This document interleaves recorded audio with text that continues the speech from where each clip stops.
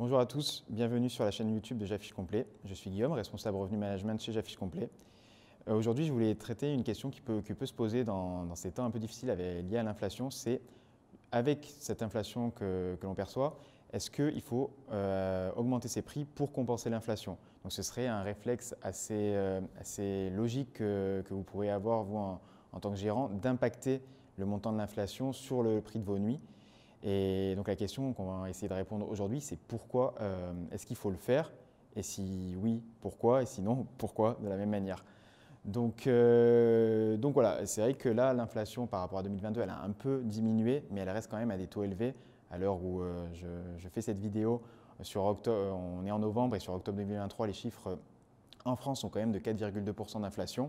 Donc on pourrait se dire, on va compenser ça sur le prix de la nuit.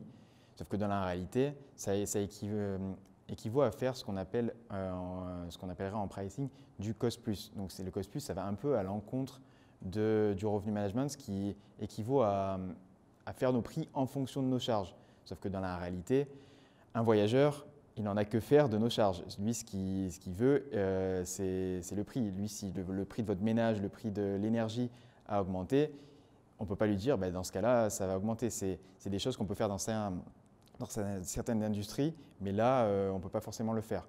D'autant plus que sur la location courte durée, le montant des coûts fixes va généralement être beaucoup plus important que le montant des coûts variables.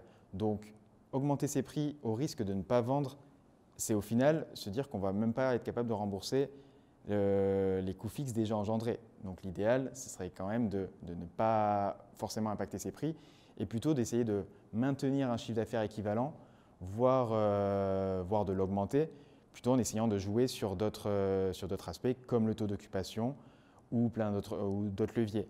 Mais augmenter le prix moyen si la demande n'augmente pas ou le budget type du voyageur n'augmente pas, ce serait juste aller un peu dans le mur et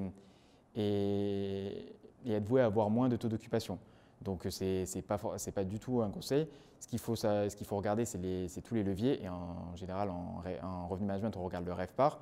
Donc si on garde le même prix moyen que l'année dernière parce qu'on n'a pas impacté cette inflation à notre prix moyen, mais que ça nous permet de faire plus de taux d'occupation, on va être mieux et au final, on va faire un meilleur RevPAR, donc une meilleure performance. Et ce qu'il faut retenir, c'est que l'inflation, elle s'applique à vous, loueurs, mais elle s'applique aussi aux voyageurs. Lui, avec l'inflation, son pouvoir d'achat est en baisse, donc raison de plus pour lui de ne pas augmenter les prix, parce que s'il doit faire un choix entre si le montant est trop élevé par rapport à ce qu'il avait prévu de faire, potentiellement il ne voyagera pas. Et on le voit de plus en plus souvent, on voit que 2023, dû à cette inflation, on a quand même des retraits sur les performances, sur les taux d'occupation.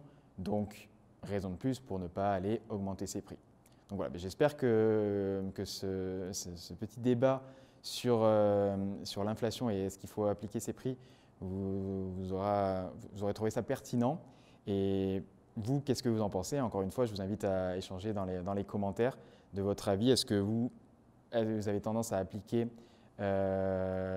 l'augmentation des coûts du coût de l'inflation sur vos prix, ou alors vous préférez justement ne pas se mettre plus haut que la concurrence et donc rester au prix que vous faisiez, quitte à avoir plus de remplissage.